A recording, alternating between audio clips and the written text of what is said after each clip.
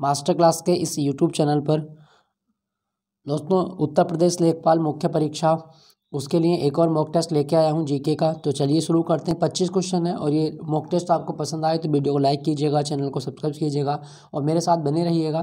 पहला क्वेश्चन है दोस्तों, पहले क्वेश्चन में कहा गया है कि जब मानव शरीर का तापमान सामान्य शारीरिक तापमान से लगभग 2 से 3.5 डिग्री फ़ारेनहाइट कम हो जाता है तो इस स्थिति को क्या कहा जाता है। तो वह स्थिति जिसमें मानव शरीर से जो ताप है उसकी हानि होती है या ताप कम हो जाए उसे क्या कहा जाता है। क्वेश्चन संख्या 1 का सही जवाब होगा ऑप्शन बी, हाइपोथर्मिया कहा जाता है, हाइपोथर्मिया। ठीक है दोस्तों, आप एक चीज़ मैं और बता दूं आपको, अगर आपसे पूछा जाए कि मानव शरीर का सामान्य ताप डिग्री सेल्सियस में कितना होता है तो मानव शरीर का नॉर्मल टेम्परेचर डिग्री सेल्सियस में होता है 37 डिग्री सेल्सियस। यही पूछे आपसे फ़ारेनहाइट में तो ये 98.4 डिग्री फ़ारेनहाइट होता है। हालांकि कुछ बुक्स में इसको 98.6 भी दिया गया है। और अगर केल्विन पैमाने पूछे तो 310 केल्विन ये नॉर्मल टेम्परेचर होता है। तो मानव शरीर से ताप की कमी होनी क्या कहलाता है, हाइपोथर्मिया। ये भी आप नोट करके लिख लीजिएगा, 37 डिग्री सेल्सियस, 98.4 डिग्री फ़ारेनहाइट और 310 डिग्री केल्विन। एक चीज़ मैं और बता दूँ आपसे, एक और पूछेगा पायरेक्सिया। पायरेक्सिया क्या होता है तो पायरेक्सिया जब शरीर का तापमान कुछ समय के लिए बढ़ जाता है, जैसे बुखार की जब स्थिति होती है उसे हम क्या बोलते हैं, उसे हम पायरेक्सिया बोलते हैं। ठीक है दोस्तों, चलिए अगले क्वेश्चन की ओर चलते हैं। अच्छा एक क्वेश्चन में और बताऊं कि सर्दियों में हम ज़्यादा कपड़े पहनते हैं उससे हमें ठंड नहीं लगती। रीज़न क्या होता है, क्योंकि जो कपड़े होते हैं वो हमारी बॉडी से हीट को बाहर नहीं निकलने देते, इसलिए हमें सर्दियों में ठंड कम लगती है। चलिए अगले क्वेश्चन की ओर, क्वेश्चन संख्या 2, इसमें कहा गया है कि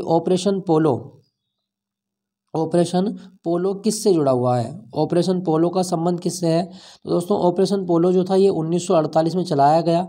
और ऑपरेशन पोलो क्या था कि जब भारत आज़ाद हो गया तो भारतीय संघ में कुछ रियासतें शामिल होने से मना कर रही थी। उनमें से ही एक रियासत थी आपकी हैदराबाद रियासत जो थी ये इसने मना कर दिया कि हम भारतीय संघ में शामिल नहीं होंगे। तो भारत के तत्कालीन गृह मंत्री सरदार पटेल ने जो भारत की सेना थी उसको हैदराबाद में भेजा और हैदराबाद को सैनिक कार्यवाही के द्वारा भारतीय संघ में शामिल किया गया था। और जो सैन्य कार्यवाही की गई थी उसका कोड नाम रखा गया ऑपरेशन पोलो।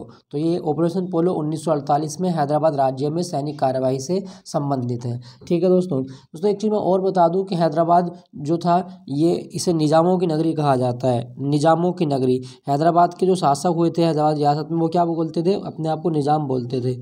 और एक चीज़ मैं और बताऊँ, जब ऑपरेशन पोलो चलाया गया तो उस टाइम हैदराबाद का निज़ाम कौन था, वो था उस्मान अली खान। उस्मान अली खान, ये आप याद रखिएगा क्योंकि एग्जाम में आता है उस्मान अली खान।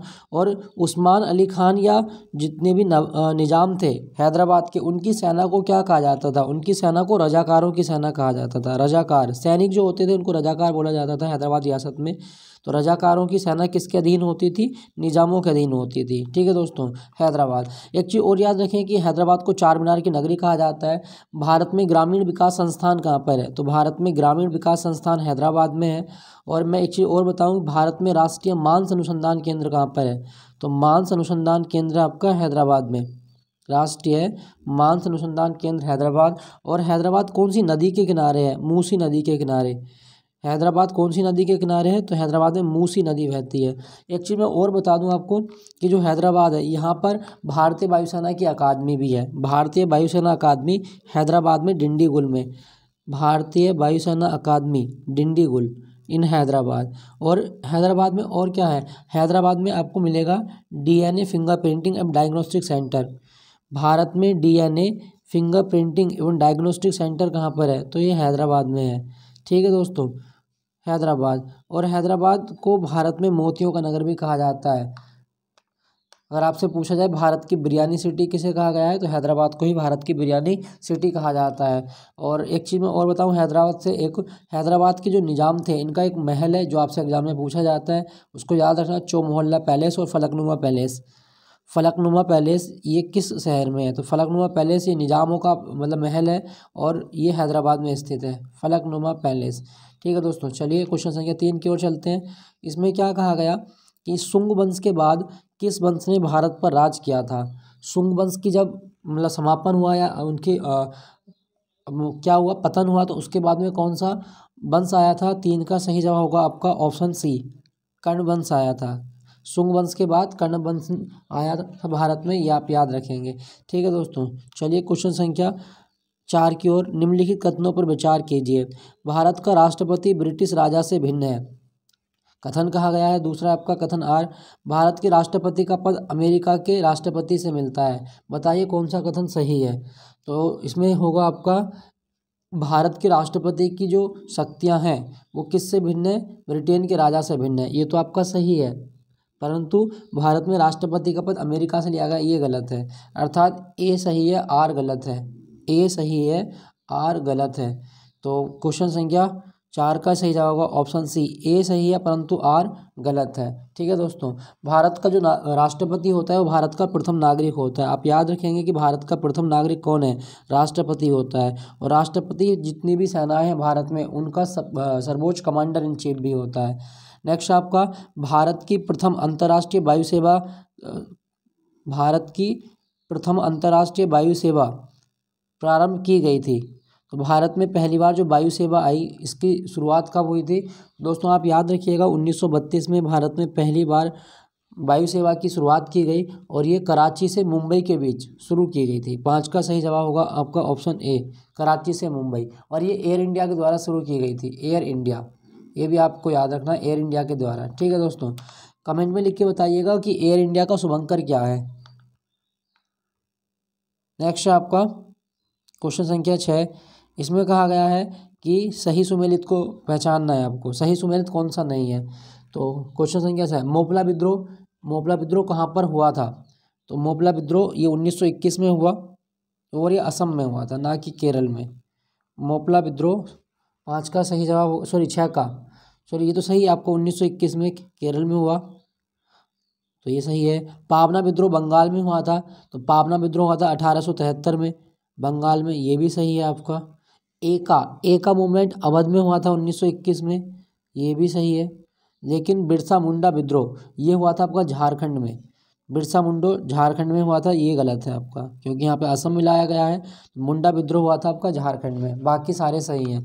ठीक है दोस्तों, एक चीज़ मैं और बता दूँ कि जो बिरसा मुंडा हैं इन्हें झारखंड में देवता का अवतार माना जाता है। और बिरसा मुंडा की जयंती 15 नवंबर को मनाई जाती है भारत में। और भारत सरकार ने 15 नवंबर को क्या घोषित किया है, तो राष्ट्रीय जनजातीय गौरव दिवस, राष्ट्रीय जनजातीय गौरव दिवस ये मनाया जाएगा आपसे।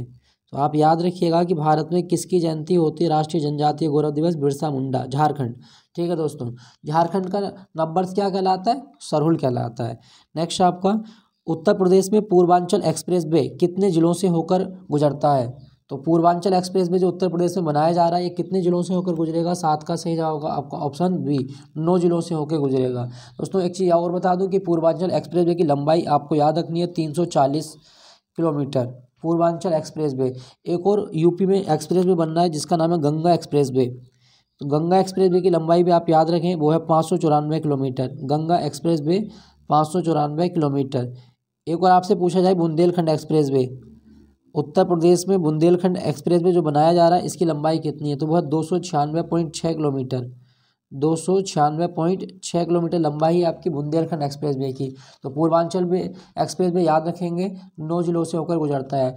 दोस्तों एक चीज़ मैं और बता दूं कि उत्तर प्रदेश में जो भी एक्सप्रेस वे बनते हैं इनके क्रियान्वयन के लिए जो संस्था है UPEDA, Uttar Pradesh expressway industrial development authority. आप याद रखेंगे कि यूपीडा का संबंध किससे है, तो उत्तर प्रदेश में यूपीडा एक्सप्रेस वे का निर्माण करती है। और ये यूपीडा बनी कब थी, 2007 में बनी है, यूपीडा 2007 में। ठीक है दोस्तों, चलिए अगले क्वेश्चन की ओर। क्वेश्चन संख्या 8, इसमें कहा गया है कि ओप्पो किस देश की कंपनी है। 8 का सही जवाब क्या होगा, इसका सही जवाब होगा ऑप्शन बी, चीन। ओप्पो किस देश की कंपनी है, चीन की कंपनी है।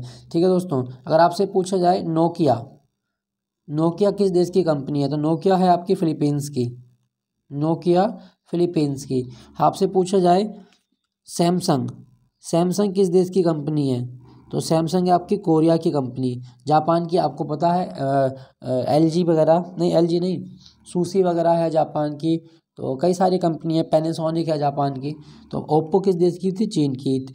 चीन के बारे में 2 चीज़ें और याद रखें, इसकी राजधानी है बीजिंग, चीन की राजधानी बीजिंग, और यहाँ की मुद्रा युआन और रेनमिनबी। युआन और रेनमिनबी, ये चीन की 2 मुद्राएं हैं आपकी। चीन में एक मरुस्थल भी है तकला मकान। तकला मकान मरुस्थल कहाँ पर है? तो चीन में है आपका तकला मकान। नेक्स्ट क्वेश्चन, क्वेश्चन संख्या 9। इसमें कहा गया कि 1 दिसंबर 2021 को भारत पर्यटन विकास निगम ITDC का अध्यक्ष के रूप में किसे नियुक्त किया गया है? तो भारत में पर्यटन विकास निगम का जो अध्यक्ष बना दिसंबर 2021 में, ये बने थे Sambit Patra. Option C is the right answer, Sambit Patra. ठीक है दोस्तों, एक चीज़ मैं और बता दूं कि भारत में तेलंगाना के गांव है पोचमपल्ली गांव, और इसे विश्व पर्यटन संगठन द्वारा सर्वश्रेष्ठ पर्यटन गांव का दर्जा दिया गया था। और पोचमपल्ली गांव कौन से राज्य में आता है? तेलंगाना में आता है। ये आप याद रखिएगा कि भारत का सर्वोच्च या सर्वश्रेष्ठ टूरिस्ट विलेज कौन सा डिक्लेयर किया गया 2021 में? तो पोचमपल्ली इन तेलंगाना। ठीक है दोस्तों, भारत में पर्यटन दिवस कब होता है? तो 25 जनवरी को मनाया जाता है पर्यटन दिवस, 25 जनवरी। ठीक है दोस्तों, चलिए अगले क्वेश्चन की ओर चलते हैं। उत्तर प्रदेश में आर्यभट्ट नक्षत्रशाला किस जिले में है? आर्यभट्ट नक्षत्रशाला, 10 का सही जवाब होगा आपका ऑप्शन डी, रामपुर में है। ठीक है दोस्तों, रामपुर। एक चीज याद रखिएगा कि जो रामपुर है, रामपुर तालों के लिए बहुत प्रसिद्ध है। यूपी की ताला नगरी किसे कहा जाता है? सॉरी, ताला नगरी नहीं, सॉरी, रामपुर ताला नहीं, रामपुर चाकू के लिए बहुत प्रसिद्ध है, चाकू। तो चाकू नगरी किसे कहा जाता है? उत्तर प्रदेश की रामपुर को कहा जाता है। ताला नगरी तो अलीगढ़ है। ठीक है दोस्तों, तो आर्यभट्ट नक्षत्रशाला इन रामपुर। जिमी वेल्स और लैरी सेंगर किससे संबंधित हैं? आपको बताना है कि जिमी वेल्स और लैरी सेंगर के द्वारा किसकी स्थापना की गई थी। 11 का सही जवाब होगा आपका ऑप्शन ए, विकिपीडिया की स्थापना इनके द्वारा की गई थी। ठीक है दोस्तों, गूगल की स्थापना कब की गई? तो 1998 में की गई थी। और किन्होंने की थी? तो 2 व्यक्ति थे आपके, लैरी पेज और सर्जी ब्रिन। अगर आपसे पूछा जाए कि लैरी पेज और सर्जी ब्रिन ने किसकी स्थापना की थी, तो गूगल की स्थापना की थी इन दोनों व्यक्तियों ने, लैरी पेज और सर्जी ब्रिन। फेसबुक को पता है आपका कि 2004 में बनी थी, मार्क जुकरबर्ग ने इसकी स्थापना की। व्हाट्सएप को ऐसे फेसबुक ने खरीद लिया, लेकिन व्हाट्सएप शुरू करने वाले व्यक्ति थे जैन कूम और ब्रायन एक्टन। इनके द्वारा व्हाट्सएप को स्टार्ट किया गया था, Brian Acton. Facebook Mark Zuckerberg, Google Sergey Brin और लैरी पेज, और विकिपीडिया जिमी वेल्स। ठीक है दोस्तों, चलिए अगले क्वेश्चन की ओर। क्वेश्चन संख्या 12।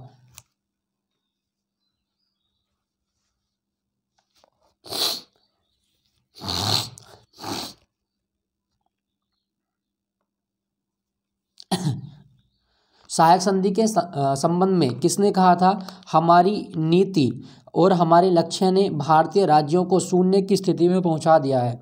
भारत में ये स्टेटमेंट किसका था? तो सही जवाब होगा ऑप्शन ए, लॉर्ड वेलेजली का। लॉर्ड वेलेजली के द्वारा ही भारत में सहायक संधि शुरुआत की गई थी, और उसने ये कथन दिया था, लॉर्ड वेलेजली। ठीक है दोस्तों, एक चीज़ और याद रखिएगा कि सहायक संधि स्वीकार करने वाला भारत का पहला क्षेत्र कौन सा था? तो हैदराबाद रियासत सहायक संधि स्वीकार करने वाली पहली रियासत थी, जो लॉर्ड वेलेजली के द्वारा शुरू की गई थी। चलिए दोस्तों अगले क्वेश्चन की ओर। नदी के विभिन्न शाखाओं के बीच स्थित त्रिभुजाकार निक्षेपात्मक आकृति को क्या कहा जाता है?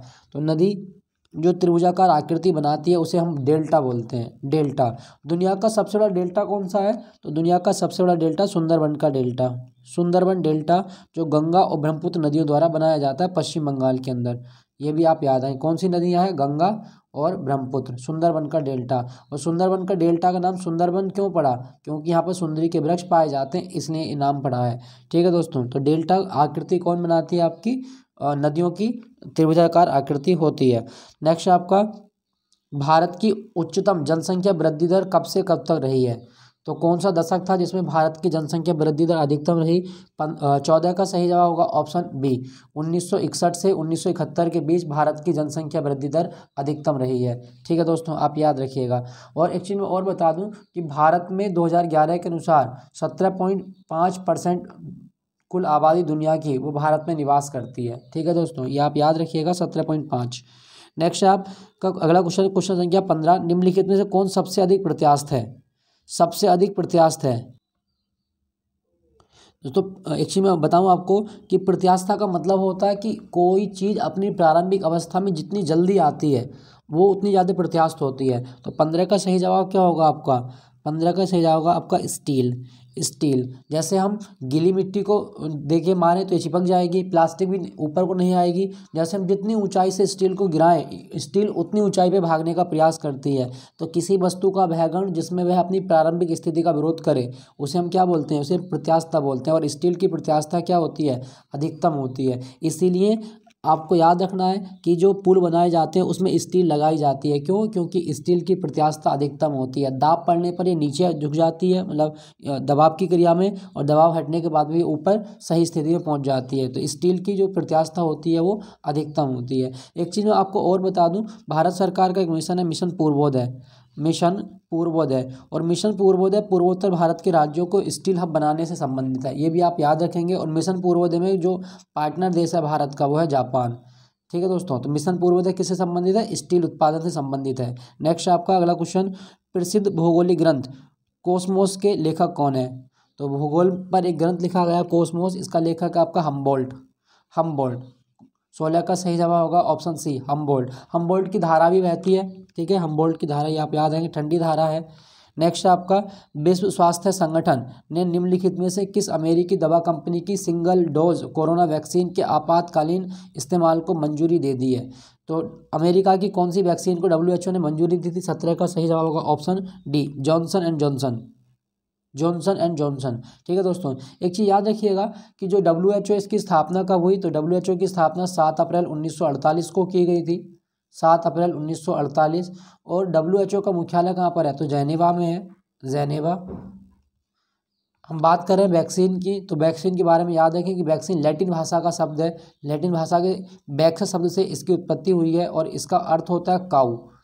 वैक्सीन का मतलब क्या होता है, काऊ होता है। ठीक है दोस्तों, चलिए अगले क्वेश्चन, प्रतिवर्ष हास्य दिवस कब मनाया जाता है? प्रतिवर्ष हास्य, तो वर्ल्ड लाफ्टर डे कब होता है? सही जवाब होगा आपका 18 का ऑप्शन बी, 2 मई को मनाया जाता है। विश्व हास्य दिवस 2 मई को। एक चीज़ मैं और बता दूं आपको याद रखना है, हास्य गैस, हंसाने वाली गैस कौन सी होती है? तो N2O होती है, जिसे हम नाइट्रस ऑक्साइड बोलते हैं, नाइट्रस ऑक्साइड, इसे हंसाने वाली गैस कहा जाता है। ठीक है दोस्तों, ये आप याद रखिएगा, बहुत आती है आपके एग्जाम में। और एक चीज़ मैं आपको और बताऊं कि हंसने के दौरान हमारे शरीर से कौन सा हार्मोन निकलता है, एंडोर्फिन। ये आपसे कभी पूछा जाए कि जब हम हंसते हैं तो हंसने के दौरान कौन सा हार्मोन निकलता है, एंडोर्फिन हार्मोन निकलता है, ये आप याद रखिएगा। हंसने के दौरान एंडोर्फिन हार्मोन का सिक्रेशन हमारी बॉडी से होता है। यहाँ पे लिखा गया 1 मई। अगर आपसे पूछा जाए कि विश्व श्रमिक दिवस, अंतर्राष्ट्रीय श्रमिक दिवस कब होता है? 1 मई को होता है आपका। 3 मई को प्रेस स्वतंत्रता दिवस मनाया जाता है, प्रेस स्वतंत्रता दिवस, ये भी इंपॉर्टेंट है, काफ़ी आ जाता है। प्रेस स्वतंत्रता दिवस कब होता है? तो 3 मई को मनाया जाता है। तो आप याद रखें, लाफ्टर डे कब होता है? 2 मई को। ठीक है दोस्तों, अगले क्वेश्चन की ओर, मजदूर किसान शक्ति संगठन MKSS नामक सामाजिक आंदोलन भारत में निम्न में से किससे संबंधित है? तो मजदूर किसान शक्ति संगठन का जो आंदोलन था ये किससे संबंधित है? दोस्तों, ये जो संगठन था इसने 1996 में अजमेर में 40 दिनों तक मतलब हड़तालें की, और इनकी मांग थी कि मजदूरों के लिए एक निश्चित समय सीमा लाई जाए काम करने की। और दूसरा, इसी संगठन के द्वारा भारत में RTI की मांग सबसे पहली बार की गई थी। तो ये जो संगठन है मजदूर किसान शक्ति संगठन, इसने मांग की थी किसकी? RTI की, अर्थात सूचना का अधिकार भारत में लाने की मांग किसने की थी? तो आपको याद रखना है MKSS ने की थी। और सूचना का अधिकार अधिनियम भारत में 2009 में लाया गया, और ये 12 अक्टूबर 2009 को लागू भी कर दिया गया। सॉरी ये 5 में आया था। 12 अक्टूबर 2005 को सूचना का अधिकार अधिनियम कब लागू हुआ भारत में? तो 12 अक्टूबर 2005 को ये लागू हुआ था। आप याद रखिएगा, RTI भारत में कब लागू हुआ था? 12 अक्टूबर 2005 को लागू हुआ था। ठीक है दोस्तों, अगले क्वेश्चन की ओर। एक चीज़ मैं आपको और बता दूं, अगर आपसे पूछा जाए कि भारत में किसान दिवस कब होता है? 23 दिसंबर को किसान दिवस मनाया जाता है, चौधरी चरण सिंह का बर्थडे होता है। ठीक है दोस्तों, चलिए अगले क्वेश्चन की ओर। नेक्स्ट आपका क्वेश्चन संख्या 20, गिल्ट एज्ड बाजार किससे संबंधित है? तो गिल्ट एज बाजार क्या है दोस्तों, आपको याद रखना है कि जब भारत सरकार बाजारों से पैसा इकट्ठा करती है इसे हम क्या बोलते हैं, गिल्ट एज बाजार। तो ये सरकारी प्रतिभूति होती है, भारत की सरकार मतलब आरबीआई के बिहाफ से अपनी सरकारी संपत्तियों को बेचती है और वो पैसा इकट्ठा करते हैं, इसे हम क्या बोलते हैं, गिल्ट एज बाजार कहा जाता है। तो इसका संबंध किससे है, जी सैक्स से संबंधित है। जी सैक्स बोले तो गवर्नमेंट सिक्योरिटी, सरकारी प्रतिभूतियों से संबंधित है आपका ये। ठीक है दोस्तों, चलिए अगले क्वेश्चन की ओर। क्वेश्चन संख्या 21, परीक्षा बांध। परीक्षा बांध ये उत्तर प्रदेश में है, झांसी में, किस नदी पर बनाया गया है। 21 का सही जवाब होगा आपका ऑप्शन ए, परीक्षा बांध बेतवा नदी पर बनाया गया है, ये आप याद रखें। यूपी का सबसे इंपॉर्टेंट बांध जो बहुत पूछा था वो है माता टीला बांध, ये बहुत आता है एग्जाम में। माता टीला बांध ये भी बेतवा नदी पर है, ये आप याद रखेंगे, झांसी में ही है ये भी माता टीला बांध। और एक चीज़ मैं और बता दूं, एक बांध और आपको याद रखना है, यूपी का सुकमा दुकमा, सुकमा दुकमा बांध, ये भी बहुत पूछता है। सुकमा दुकमा बांध ये कौन सी नदी पर है, तो ये भी आपका बेतवा नदी पर है, झांसी में। सुकमा दुकमा बांध झांसी इन बेतवा, सुकमा दुकमा बांध झांसी में है, कौन सी नदी पर है, तो बेतवा नदी पर। तो परीक्षा बांध भी आप याद रखेंगे, कौन सी नदी पर है, बेतवा नदी पर है। चलिए अगले क्वेश्चन की ओर।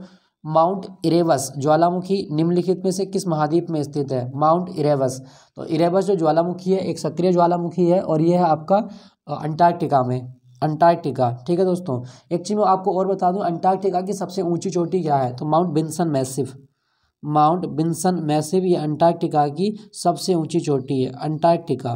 ठीक है दोस्तों, माउंट विल्सन मैसिव। अंटार्कटिका में सबसे ज़्यादा कौन सा पक्षी दिखाई देता है, तो आप याद रखेंगे पेंगुइन, अंटार्कटिका में ही पाया जाता है। इसे प्रकृति का वकील भी कहा जाता है, पेंगुइन पक्षी, क्योंकि देखने में वकील की तरह लगता है, काले कोट और सफ़ेद शर्ट की तरह। तो आप याद रखें अंटार्कटिका।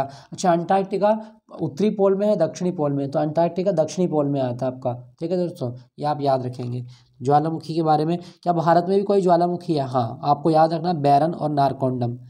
बैरन, बैरन जो था ये मध्य अंडमान में आता है आपका, मध्य अंडमान, मध्य अंडमान, और ये सक्रिय होता है। एक है भारत का ही नारकोंडम, नारकोंडम ये उत्तरी अंडमान में आता है, नारकोंडम उत्तरी अंडमान। ठीक है दोस्तों, चलिए क्वेश्चन संख्या 23 की ओर चलते हैं। क्वेश्चन संख्या 23 में कहा गया है, पेट्रोलियम अग्नि के लिए कौन से प्रकार के अग्निशामक प्रयोग किए जाते हैं। तो पेट्रोल की आग हमें बुझानी है तो हम कौन से अग्निशामक का प्रयोग करेंगे। 23 का सही जवाब होगा आपका ऑप्शन ए, फोम प्रकार। फोम प्रकार के जो आग बुझाने वाली चीज़ें होती हैं उनका प्रयोग करते हैं। ठीक है दोस्तों, ये आप याद रखिएगा। अच्छा, आग बुझाने वाले सिलेंडरों में कौन सी गैस होती है, तो कार्बन डाइऑक्साइड होती है, कार्बन डाइऑक्साइड होती है, और ये कैसी होती है, ठोस के रूप में होती है। पेट्रोलियम की बात कर रहे हैं तो पेट्रोलियम के बारे में आप याद रखें, इसे तरल सोना कहा जाता है, और पेट्रोलियम अवसादी चट्टानों से निकाला जाता है, अवसादी चट्टानों से। पेट्रोलियम के लिए भारत में क्रांति लाई गई थी, काली क्रांति, ये भी आपको याद रखना है कि भारत में काली क्रांति का संबंध किससे है, पेट्रोलियम उत्पादन से संबंधित है, पेट्रोलियम उत्पादन। और भारत में भारतीय पेट्रोलियम अनुसंधान संस्थान कहाँ पर है, देहरादून में है, भारतीय पेट्रोलियम अनुसंधान संस्थान देहरादून।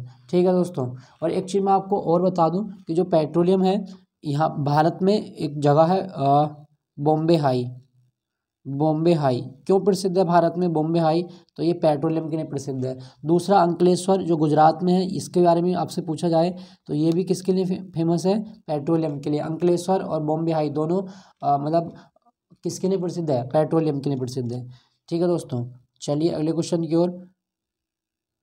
क्वेश्चन संख्या 24, नए लॉन्च किए गए 500 रुपये के करेंसी नोट का आयाम मतलब साइज कितना है। तो 500 रुपये के नोट का आयाम आपको बताना है कितना होगा। 24 का सही जवाब है आपका 150 गुणा 66 mm, 150 गुणा 66 mm 500 रुपये का साइज है। लंबाई है 150, चौड़ाई है 66 mm।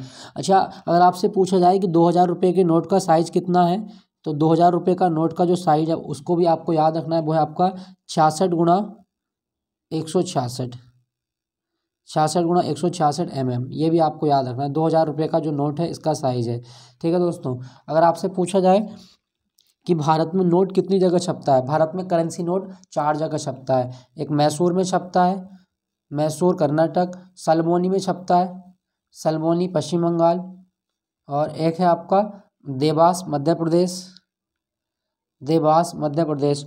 एक और है, 4 जगह छपता है, मैसूर, कर्नाटक, सल्बोनी, देवास, एक कौन सा रह गया। चलो अभी के लिए आप मुझे कमेंट में लिख के बताइएगा कि मतलब ये चौथा जगह कौन सी है जहाँ पे भारत में नोट छापे जाते हैं। और भारत में नोट छापने का काम किसका होता है, आरबीआई का। आरबीआई, भारत में जो भी मौद्रिक नीति बनाई जाती है वो आरबीआई के द्वारा बनाई जाती है, और आरबीआई भारत का केंद्रीय बैंक है जिसका मुख्य काम नोट छापना होता है और छोटे बैंकों को या बड़े बैंकों को लोन देना होता है। ठीक है दोस्तों, अगले क्वेश्चन की ओर चलते हैं। आर्थिक सर्वेक्षण, आर्थिक सर्वेक्षण 2020-21 का मुख्य विषय क्या है। तो आर्थिक सर्वेक्षण 2020-21 जो लाया गया, इसका मुख्य विषय था आपका कोविड-19 योद्धा। कोविड-19 योद्धा। दोस्तों आर्थिक सर्वेक्षण कौन सा मंत्रालय जारी करता है, तो वित्त मंत्रालय जारी करता है, वित्त मंत्रालय। और मैं एक चीज़ और बता दूं कि आर्थिक सर्वेक्षण 2000 जो आपका 22-23 आया है, आर्थिक सर्वेक्षण 2022-23 आया, इसकी थीम क्या है, इसकी थीम है एजाइल अप्रोच। एजाइल अप्रोच इसकी थीम आप याद रखेंगे, इसका मतलब है त्वरित दृष्टिकोण। ठीक है दोस्तों, तो ये थे टॉप 25 क्वेश्चन यूपी लेखपाल स्पेशल जीएस के। और आई होप कि सेशन आपको अच्छा लगा होगा। अच्छा लगा तो वीडियो को लाइक, चैनल को सब्सक्राइब जरूर कीजिएगा और मेरे साथ बने रहिएगा दोस्तों। और आज की क्लास को विराम देता हूँ। जय हिंद, टेक केयर, बाय।